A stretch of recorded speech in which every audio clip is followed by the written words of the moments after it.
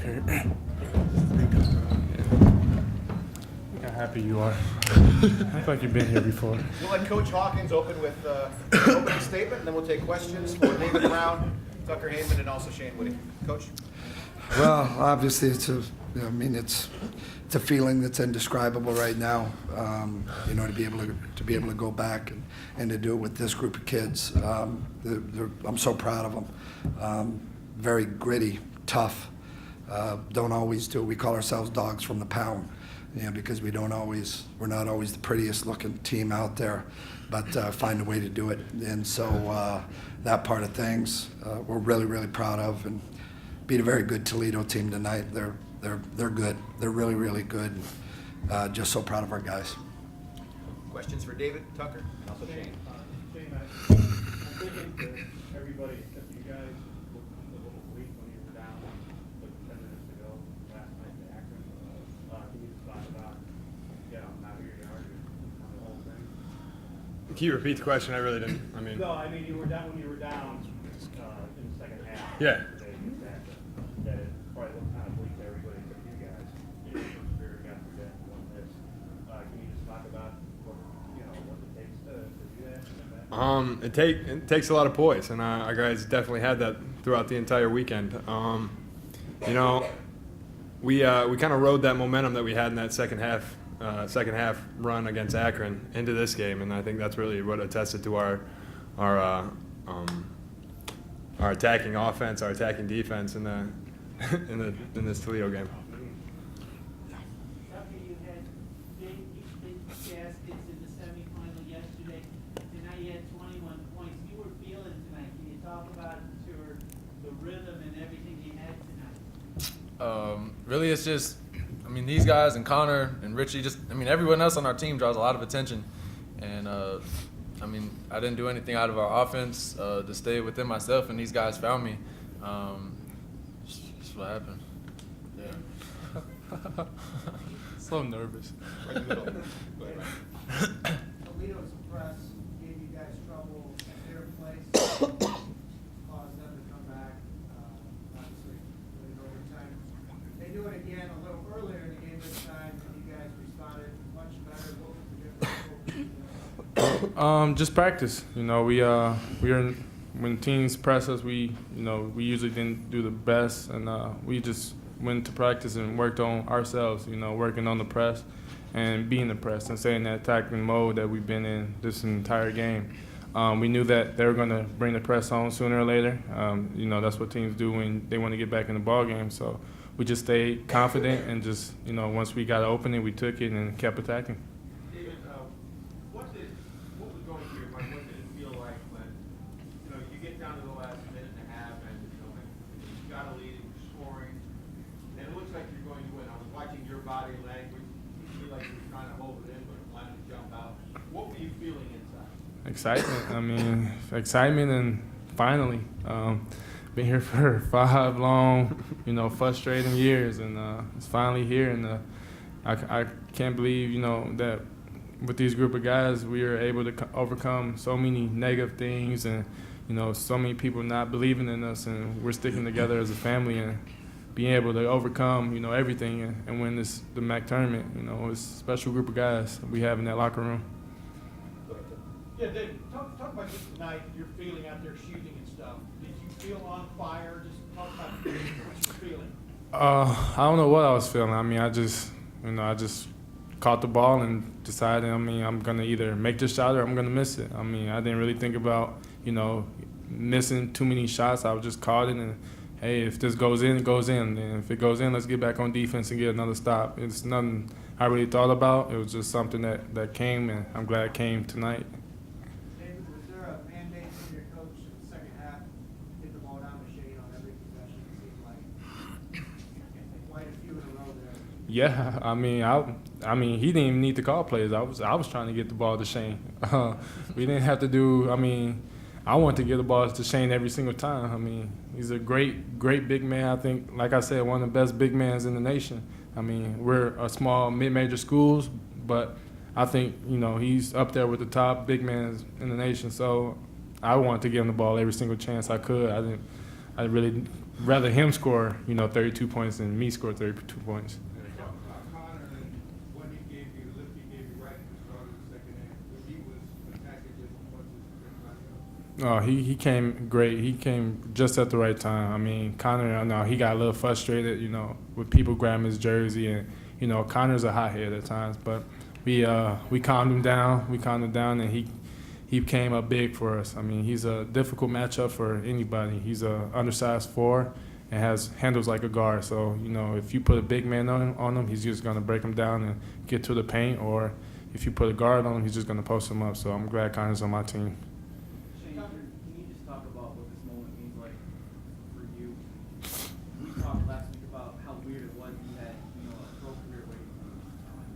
You come in here, can you ever imagine a moment like this?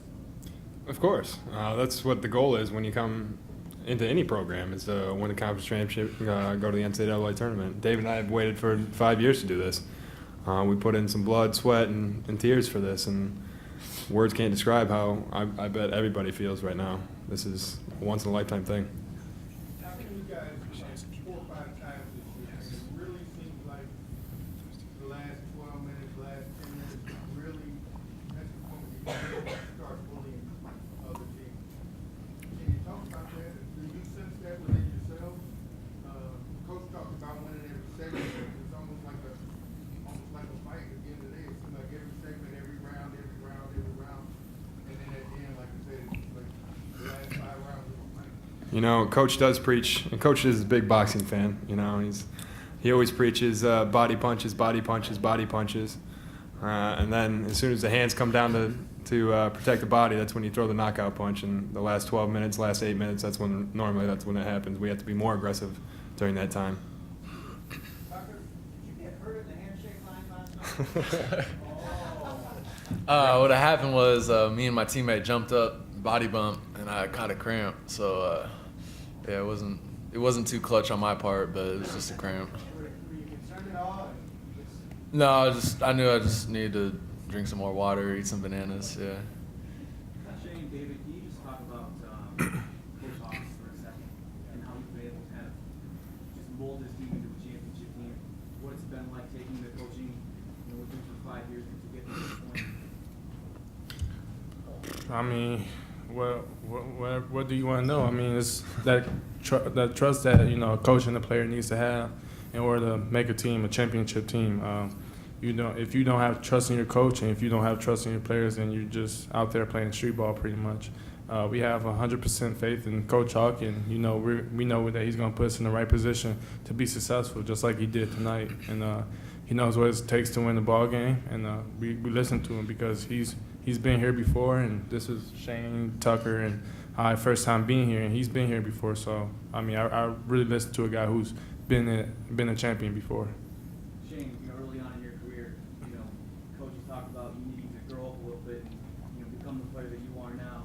So, that relationship you've had with Coach Hawk, what does that say about what you're doing? At first I never really had confidence in myself at the beginning of my career. And the one person who normally always did was Coach Hawk, and that's really, David was talking about trust, and that really built our trust together.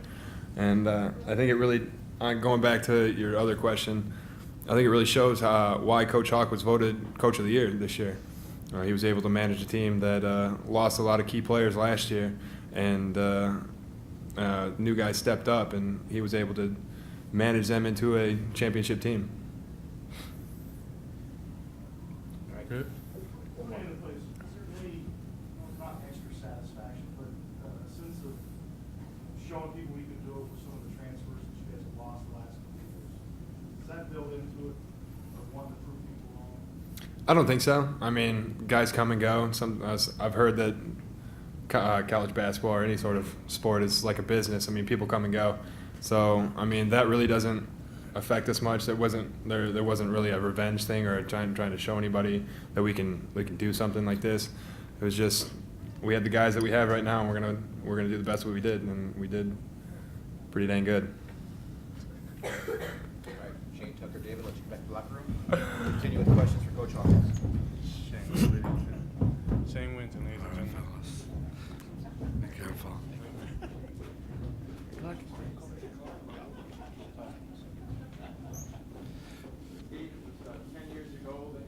won the tournament here and went to the NCAA tournament. Were you shocked that it took that long to get back, or is that just the course of events? Yeah, it was, you just, you hear coaches talk about a process a lot, and, every year brings a new challenge. The coach's life, especially a college coach's life, is so cyclical because, you name a date of the year, I can tell you exactly what's going through my head. August 10th, oh, I'm on vacation. July 6th, oh, we're recruiting. And so you just live day to day to day knowing what you got to do next. And you do the best you can on every single day. And hopefully it brings you to a place like this. But I got to tell you, I mean, this part of things is great. But it is equally as great I mean, there have been years where we haven't been here. There have been years, quite honestly, that were tough for us. A couple of years ago was really tough on us. We had a ton of injuries, but I'm just as proud as those guys. And as this team, the winning can come and go, but a coach's relationship with the players is something that stays. And in the stands tonight, Mike Williams was in the stands tonight, who was on the 2014. Brian Snyder was in the stands tonight. Joe Wrights came over. Joe and Brian said they're probably going to get a divorce when they get back home, but they still were in the stands tonight. So it's that's special too. Can you just talk about Tucker's performance in the last two games? He seemed to really produce in big moments in both of these games. Can you talk about it? A lot of courage. That kid's got a lot of courage. Sometimes more than I want him to. But he's got a lot of courage. The first three that he hit last night, when that thing left his hand, I was like, I don't know about this one. And when it dropped, I knew another one was coming soon, because once he makes one, he's gonna fire away. And then he hit a big one last night to put us ahead. And then tonight he started off same way. He's just aggressive, has a lot of courage, and he's. There are times where we've had to try and pull the reins back on him a little bit throughout the year, but he's accepted that well. He calms down for a minute and then he'll get it going again, and sometimes a little out of control like a freshman can be, but you don't want to harness that too much. And he was feeling it when he got here. He loves a big stage, talks about it all the time, and it showed tonight. It showed all weekend. Oh, it's gonna be the team. I mean, there are. I don't get caught up in that stuff. I really don't. It's a team game. I'm not gonna get real philosophical, but I will say that it's. It bothers me when I hear things like, like we go back to the Super Bowl and Peyton Manning versus Tom Brady and things like that, and Peyton Manning's won one, and so all it takes is a defensive back to fall down. And then it's over with. It's not Peyton Manning. It's somebody else. And in the same situation, we got five guys, named Von Washington, Hayden Herdeman, Mario Matasovich, Tim Brennan. These guys, Charles Harris, these guys step out. They're the scout team, and so they ran Toledo stuff last night and today. And they took on that role. They took on that role and accepted that role. This is what we have to do to help our team win. That's special. That's special. If you have guys towards the end of the bench that don't accept their role, it can be very, very disturbing. It can be a huge distraction. And we had the whole team settle down and really understood what we did and gave themselves up. So it's tough to point out one guy. Steve, I know it's just settled in, but when you get back home and wait for the selections on Selection Sunday, will you draw and some of your staff draw on that last experience? So will you tell the team, this is what you're going to be expected to see when we get to the site? This is the practice time. This is when we meet the media. Will that help you coming in this time? I think so. I do think so, because it's not just me. Larry Farmer winningest college player in the history of the game. He's seen a few championships, coached as well, and then James Holland has been to the NCAA tournament with multiple teams. And Clayton, of course, was with me the last time we did it here. I will say something quick about them. We don't have a lot of spring chickens on that staff over there, but it is a staff that knows the game and knows how to mentor kids, and that is what they're there to do, and our guys will be able to fall back on the experience that not just me but everybody has. Yeah. Coach, with the game yesterday going in overtime, bench only played 13 minutes out of the possible 225 yesterday. Did you have any particular strategy of how you were going to rotate players today, knowing that the starters logged a lot of minutes yesterday? In our coaches meeting last night, that was probably the most talked about aspect of today. It really helped having only having to play 2 games, and that's a big part of the #1 seed, is getting that advantage and only having to play 2 games. So we were concerned because the 5 starters had 40+ minutes last night. So we talked about it and basically decided we're going to have to go by feel. If we get off to a good start, and we can get some guys some rest, we'll do that. If we, foul trouble dictates things. Their foul trouble, Booth went out with a couple of fouls, and that allowed us to play some other guys because Shane's matchup with Booth was very important, and we needed some size in there. I thought AJ did good when he went in there, but we had to monitor that, and so when he got into foul trouble, that allowed us to get some bigs in there and get a few more minutes, get Shane a little bit more rest. And once we got out to the lead, it allowed us to also get Jared and Taylor Perry into the lineup there with the guards, so we were able to get some rest. With winning Coach of the Year, you said before that you were excited about it, but it wasn't like the biggest deal. But now the fact that you won it and back it with the MAC championship, does it mean a little bit more now? No, the Coach of the Year thing is it's. Again, I'm flattered. I appreciate it, but it's just not a. I mean, so what?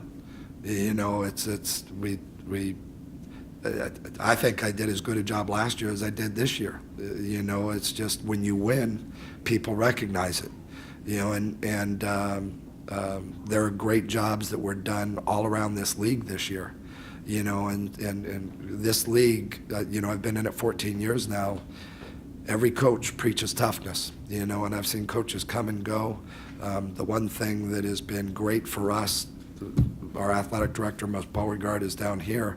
We've had continuity, and if you look at any mid-major program in the nation that has done well over time, continuity has been there.